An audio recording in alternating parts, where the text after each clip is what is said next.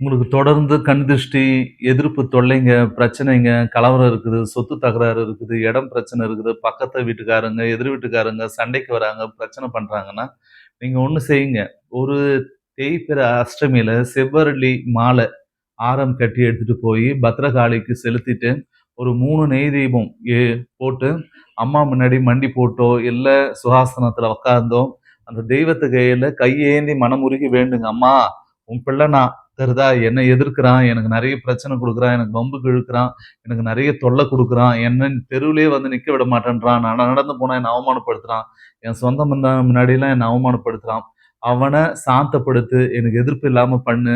அவன் வாய அடக்கு. எனக்கு பிரச்சனை இல்லாம பண்ணி குடும்மா" அப்படின்னு சொல்லி, "நீ தான் எனக்கு காவல் தெய்வம்" அப்படின்னு சொல்லிட்டு வாங்க.